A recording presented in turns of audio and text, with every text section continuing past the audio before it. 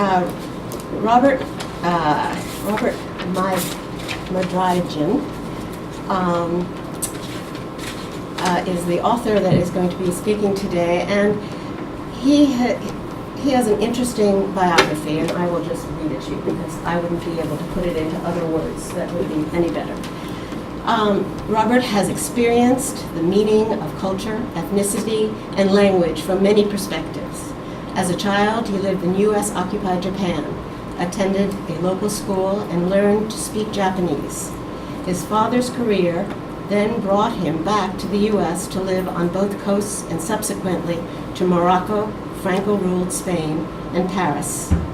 The adjustment in cultural shifts and moving from home to home were made all the more difficult due to the illness his mother suffered throughout her life, causing long periods of hospitalization and necessitating that he be placed in a succession of temporary homes during his early childhood. While Robert was in his teens, his father suffered a series of massive debilitating strokes, and his mother died. On his own at a young age, he continued a life of travel. He worked in Spain as a laborer, in Italy as a deckhand on a ship, and in Alaska on a railroad and as a crew member on a fishing boat. Robert first started writing in his early 20s, but put it aside when he met his future wife, married, and started a family. During this period, Robert, his wife, and 3 children lived in the U.S., Ecuador, and Spain, and traveled widely. It wasn't until years later, while living in Spain, his children grown, that the call to writing returned, and Robert, informed by a lifetime of experience, took up where he had left off decades earlier. He and his wife live in Brattleboro, Vermont, and his wife is here, Susan, right there. I didn't know anything about Robert's work, and I thought that I should know something if I was going to be introducing, and luckily the Yankee Bookstore had a copy of his book, and I'm very happy to be doing this because I'm happy to have been introduced to the book. And just read you a quick quote of a critic that I thought also was well done. With the soul of a humanist and the prose of a poet, Robert takes us into the heart of the darkness that comes from otherizing, whether in the context of the Bosnian genocide or the global war on terror. Robert challenges us to find a common humanity in the midst of the most inhumane of times. And the critic was Dr. James Waller. So I'm happy to be introducing Robert to this program.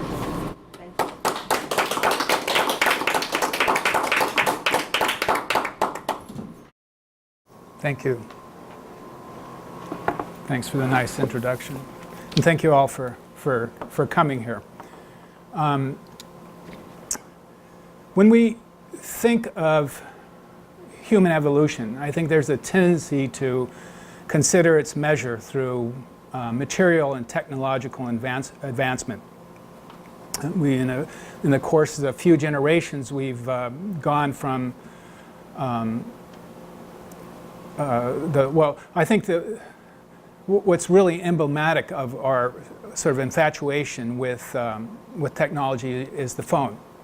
And in the course of a few generations, we've gone from the party line to the point that a phone's not even a necessary household item to have in the house because it's more part of our wardrobe, as essential as our shoes and our pants.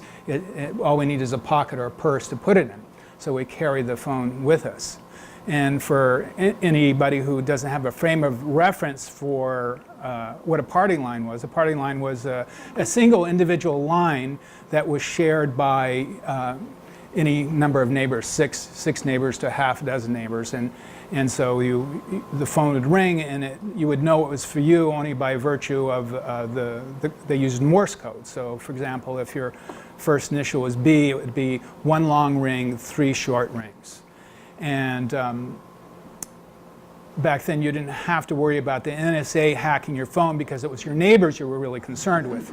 You know, whether they're bored or whether it was a town gossip, they could pick up the other line and listen in on your conversation. And those phones also had these huge long lines because especially if you're a teenager, your parents would sit there and looking as if they're not paying attention to what's going on the phone, but of course they were listening, and so you'd have to drag the phone into a closet and talk to your boyfriend or girlfriend or your friends about all that. But the main question that's in this book is, what about the other half of the equation of our evolution, that of human consciousness, of the development and growth of our mind and emotion, and our individual and communal conscience? Well, technology has really raced ahead. The evolution of our consciousness is another story, and I think there's nothing more reflective of that imbalance between our impulse and our efforts at our evolution than war.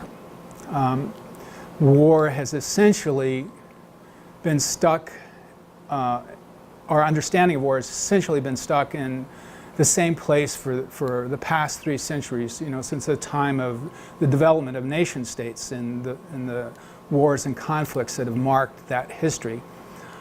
So it's an understanding that's been frozen in time, and one formed almost solely by political and military perspective. But missing from that is a third perspective, which is without which the story of war can never be completely told, and that is the perspective, the point of view of the civilian non-combatants, victims of war. The traditional view of war silences its victims and cloaks war's true cost to society by framing its act in political justification, moral rationalization, and sentimentalizing those who suffer its horrors as objects of pathos. Accidental victims said to be, quote, caught up in the path of war, or as is said in the most cynical of modern phrases, collateral damage. It's as though, we treat it as though their suffering comes not from calculated human deed, but as if from a natural disaster beyond our control. The traditional view of war ignores the fact that the targeting of non-combatants and the spreading of terror among civilian populations has become one of the principal strategies of armed conflict in our time. It's a strategy that's actually enabled by technology and is used with ever-growing frequency. The way war is fought has changed dramatically in the last 100 years and continues to do so, yet our understanding of its act remains sedentary, caught in a point of view where the victims' voices are appropriated by those who wage the conflict that have brought their suffering, and the public at large habituated to accepting the excuse of the status quo. So today I'm going to read you 3 passages that I think help bring the importance of giving voice to that third perspective, non-combatant victims of war. The Solace of Trees is a story of a young Bosnian boy of secular Muslim heritage who's been orphaned in the Bosnian War and subsequently relocated to the United States and placed in the foster care of a retired professor of psychology, Margaret Morgan. Amir has not only lost his family to the war, but he's also temporarily lost his hearing and speech from both physical and emotional trauma. The first passage I'm going to read comes shortly after Amir has been relocated to the United States and is living with his new foster mother. Margaret Morgan lives on I think it's important to know, she lives on a farmstead outside of a town, much like you would find in Woodstock or any place, a small town in New England. And Amir really feels at home there because he comes from the a rural farm in Bosnia. And Bosnia, right at the start of the Bosnian War, was much like New England was, rural New England was maybe 50, 75 years ago. It was a completely different world, and the children who grew up then were quite different than today. They're probably more like the children of our parents or grandparents' time, and when respect for the family traditions and respect for the family values held in the community was inculcated in them at a very young age. So this first reading takes place as Amir is sitting down in Margaret's library, and she's serving him tea and cookies shortly after he's come to live with her. Amir could see by the manner in which his foster mother had poured his tea and attentively set it in front of him that he was being treated with a special care afforded a respected guest or friend. Nodding his head in acceptance of her offering, he met Margaret's eyes in thanks, briefly holding them before taking his cup in hand. She felt in this and in the way the boy sat carefully sipping his tea, as though in recognition of its ceremony, a hint of something that drew her curiosity. If Margaret could have asked, and if their relationship had developed enough for the boy to share his past, Amir would have told her that in the Bogdanovich home, the arrival of a guest had been an exciting event. In the Muslim tradition, a visitor would have been given the very best foods to be found in their kitchen. But for Amir's family, the real measure of their hospitality had always been in the offering of coffee, and along with it the time they shared with their guest, no matter the never-ending work of their farm. His sister, Minka, would help her mother in the preparation of the coffee, the beans finely ground into powder, as in Turkish coffee. But the way it was prepared was slightly different, proudly Bosnian. While the brew was being made, Amir would pull out the round iron tray it would be served upon and arrange small ceramic cups on its outer circumference, and then added a dish of sugar cubes and a glass of water to complete the service. When the coffee was ready, the small, long-necked, copper-plated pot was set in the middle of the tray. His father would carry it into the main room, and the whole family gathered to honor the visitors and make them feel welcome. As much a chance for themselves as for their guests to enjoy a pause in the routine of their lives. Sipping her tea, Margaret smiled at Amir. Taking hold of the food plate, she placed it in front of him. From the boy came a small, timid smile in return. Amir reached forward and took a cookie, although he was hesitant to do so. To have refused the offer would have been disrespectful to his host. It was not that he wasn't hungry enough to eat one, or that he didn't like them. Rather, it was the sensation of the woman's gentle touch having found its way into his feelings that was disturbing. Since losing his family, he had been the recipient of various acts of kindness from others, that this was more than an extension of sympathy or even compassion. There was a lingering sense of something else, something deeper, the possibility of an emotional bond tying him to another. Yet it frightened him. He could not afford any more loss. In the boy's mind, it was safer to have nothing than to have something that could be taken from him yet again. For each loss had given him the sensation that yet another piece of him was disappearing, breaking off from his being, that soon there would be nothing left of him at all.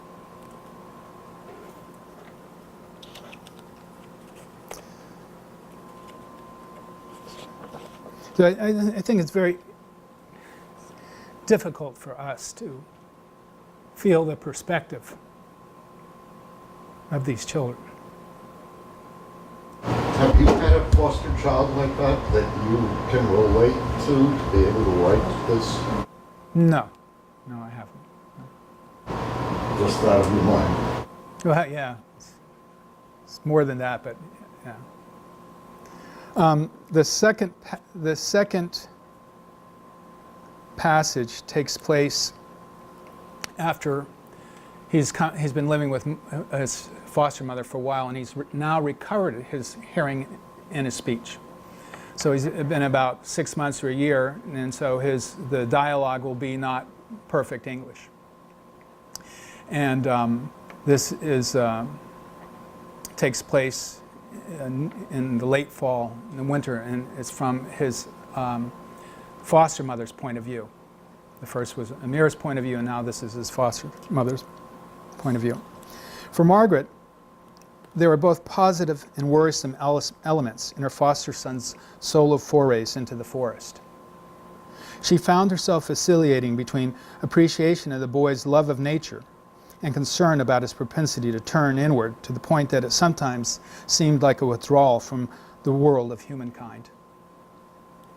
The aspect of Amir's outdoor wanderings that concerned Margaret more than any other was his tendency to extend his explorations into the evening hours.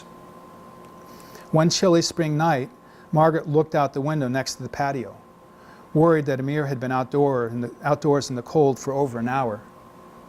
He had come inside at one point and asked whether he could turn off the lights in the adjacent rooms, because, as he explained, they interfered with his view of the stars. Not wanting to disturb him by the sudden appearance of bright light, Margaret opened the door to the outside and called out his name. When no answer came, she grew anxious. Fetching her coat, she walked out onto the patio. Her eyes, attempting to adjust to the dark, searched about for the boy. Not seeing him, she hesitantly began to make her way toward the fields. She was about to call out his name again when she saw his form quietly moving toward her. When they were close enough so that her eyes could make out his face, she could see that he looked happy and that there was a small, gentle smile calling out to be shared. "I didn't see you on the patio. I was worried," Margaret said. "I called for you, but there was no answer." "I'm not hearing." "Sorry," Amir answered. "Why don't you come in now? It's awfully cold. Aren't you freezing?" "Okay, you come please, yes." "I don't understand," Margaret said, confused. "I show you a thing, okay?" "What is it?" I hope it's not a bear," his foster mother said half-jokingly. No worry, come," Amir answered, his smile broadening as he led his foster mother forward in the direction from which he had come. He stopped in the center of the field and stood there quietly for some few moments before speaking. "Listen," he gently commanded. Margaret stood still, attempting to hear what the boy wished her to experience. Yet all she heard was silence floating upon the darkness of the night, everything quiet, the breeze noiseless across the still, leafless, budding branches.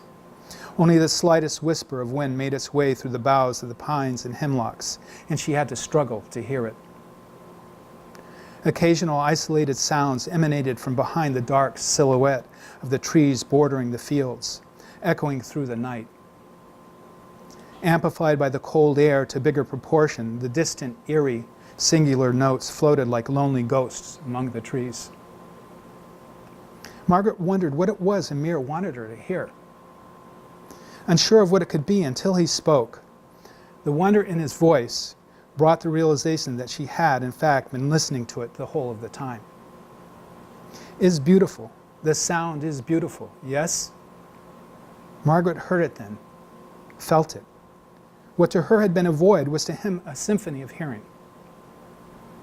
Even in the absence of what seemed any distinct audible impressions, a miracle of subtle sensation enveloped her, an entire world of quiet entering her ears.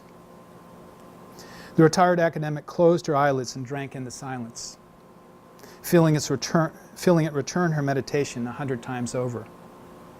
When she opened her eyes, she saw the boy looking up at her. He had seen that she understood.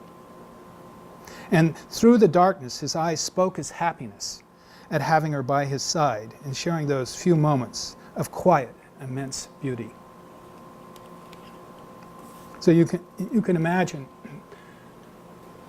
what it must be like to have lost your hearing and then have regained it, and sort of your appreciation for what most of us take for granted. And that I think that falls suit for the lives we're lucky enough to lead in this country, the great majority of us. It becomes something we take for granted, and we don't necessarily realize that a large number of other humans on the planet don't have that experience, or never had that experience, and probably never will have that experience. So this last passage that I'm going to read takes place after Amir has graduated from high school and he's in college pursuing a degree in film production.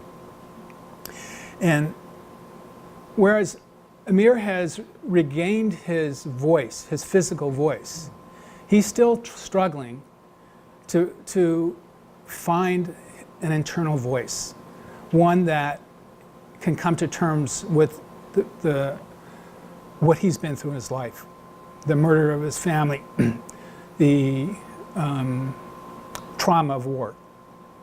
And so he's met a young Bosnian girl at college and fallen in love with her, and their relationship has sort of finally forced him to confront what had happened during the war, which he's avoided all these years. And you can understand, if you've ever had a trauma yourself, it's not something you like to revisit.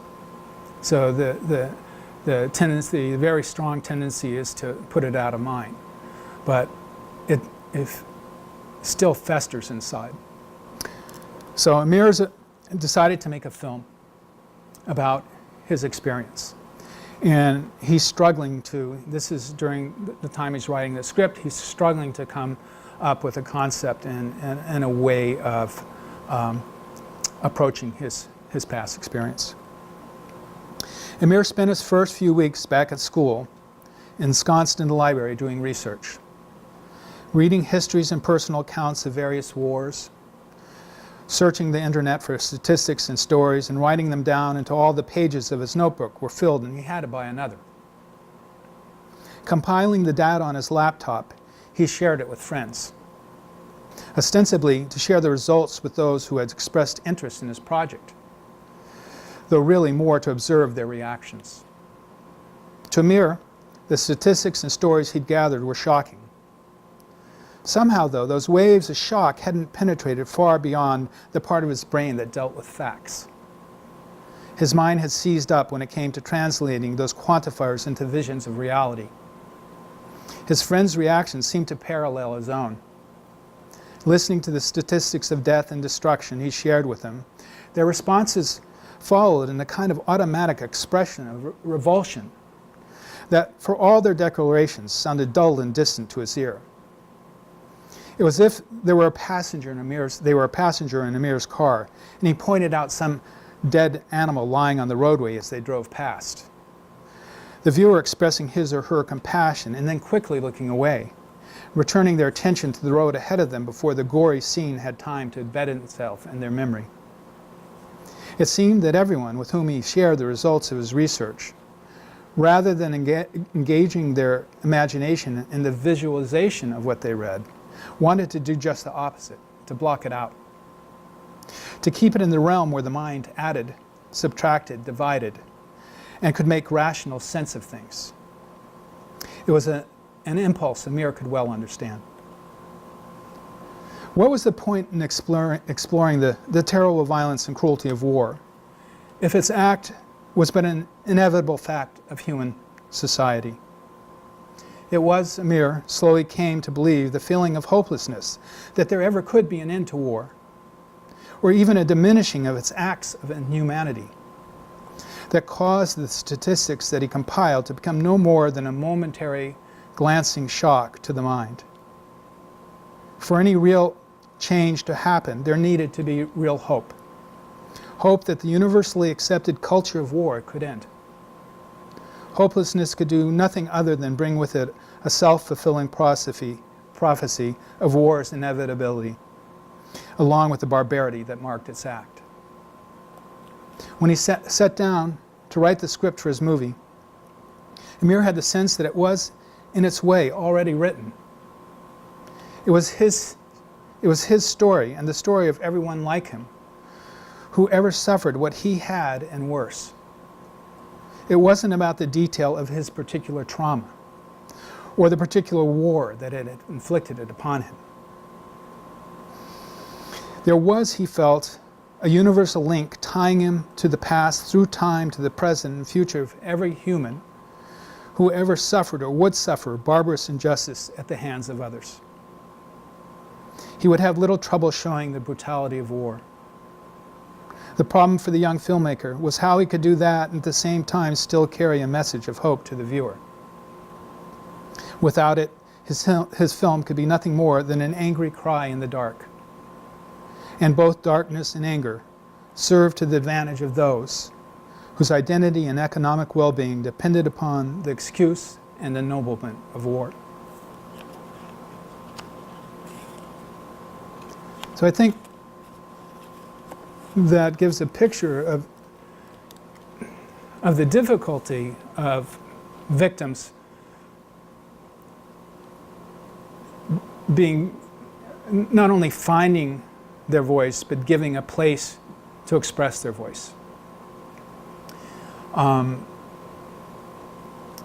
And the book continues on in that process through Amir's story. So if there's any questions, I'm happy to answer them. We have about 10 more minutes, 12 more minutes. Yes? You brought up a very important point, which I heartily agree with, and that is that technology has advanced, but the human condition hasn't advanced. And we have more and more awesome methods of destroying ourselves, but perhaps even less control over those methods of destruction.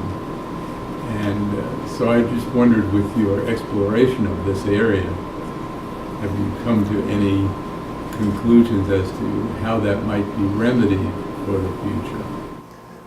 Well, I think it's an imbalance, right? I think technology is a great thing. I think it provides,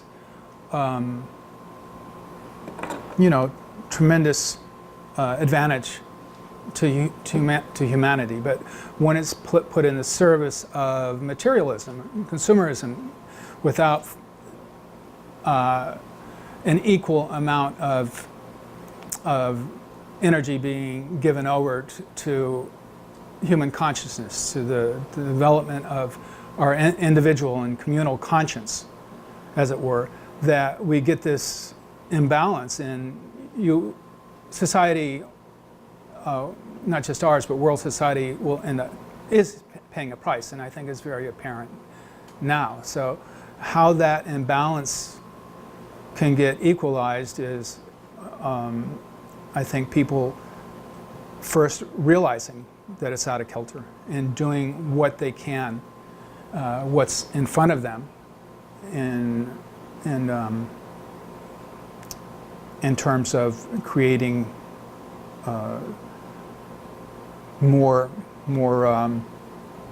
space for the development of our mind and our emotions. But on a practical note too, I think, for example, you have things like Facebook, right? You have these things. Why can't the internet serve also create other communities? And I think they do, for people who would advocate for a more peaceful adjudication of problems within the country. But so I think that's an avenue that can be explored too. Yes. Do you think in your story that the difference between the boy's life growing up in Bosnia and, I assume, a much reduced level of technology and yes. access to modern human activity. Did that also create a difficulty in him assimilating his new culture in this country? And how was that dealt with in your book? Yeah, and in this instance, basically the title, The Solace of Trees, is his love of nature from growing up in a rural location becomes his anchor in the world. And he's very lucky in that his foster mother lives on a rural farmstead in Western Massachusetts. It's set in Western Massachusetts, but it could be Vermont. It's the same thing. And so he's unusually lucky in that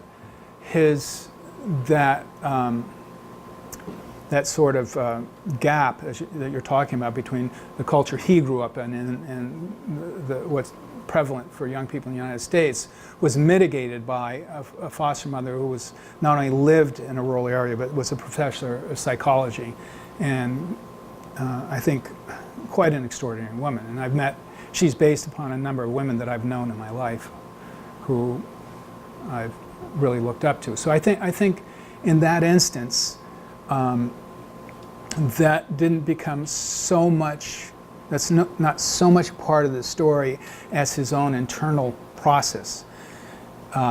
He has the space to deal with that and heal. And he does heal, but he comes to a point where he can't heal anymore until he addresses what he saw. And these are all based upon real events. So, I mean, if you're a child that sees your family murdered, it's a tough thing. So that he comes to that point, and that's where, when he wants to address